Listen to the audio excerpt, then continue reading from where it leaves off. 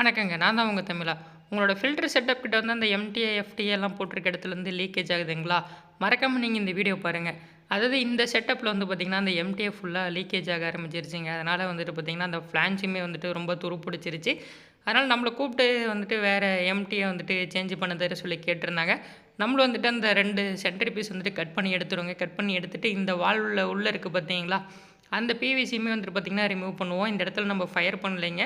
ஒரு சில டைம் அந்த பிளாக் கலர் வால்வுல வந்து உள்ள இருக்க பிவிசி வந்து ஃபயர் பண்ணாமயே ஈஸியா வந்துரும். அதனால நாங்க இங்க வந்துட்டு டைரக்ட்டா ஸ்க்ரூ டிரைவர் வச்சு எடுத்தோம். ஈஸியா வந்துருச்சு. அடுத்து நம்ம திரும்ப டைட் பண்ணும்போது எல்லாரும் என்ன பண்றாங்க, இந்த டெஃப்லான் டேப் யூஸ் பண்ணி டைட் பண்றாங்க. அந்த மாரி பண்ணாதீங்க.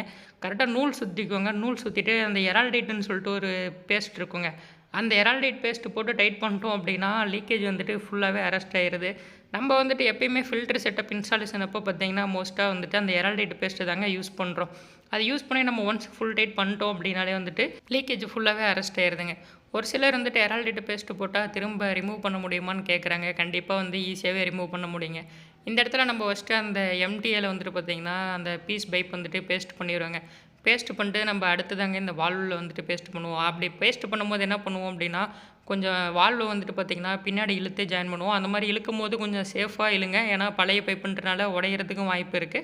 அது மட்டும் இல்லாம நம்ம ஃபைனலா இந்த இடத்துல வந்துட்டு பேஸ்ட் பண்ணி முடிச்சதுக்கப்புறம், அந்த கேட் வால்வ் வந்துட்டு ரொம்ப பழைய கேட் வால்வ் அப்படின்றதுனால, அதில மட்டும் வந்துட்டு கேட் வால்வ் ரிட்டர்ன் வராம இருக்கிறதுக்காக ஒரு ஸ்க்ரூ வந்துட்டு போட்டு டைட் பண்ணிருவோங்க. வீடியோ பிடிச்சிருந்தா லைக் பண்ணுங்க, சப்ஸ்கிரைப் பண்ணி சப்போர்ட் பண்ணுங்க. நெக்ஸ்ட் வீடியோல இன்னொரு சூப்பர் ஐடியாவோட சந்திப்போம். இதுதான் உங்க தமிழா.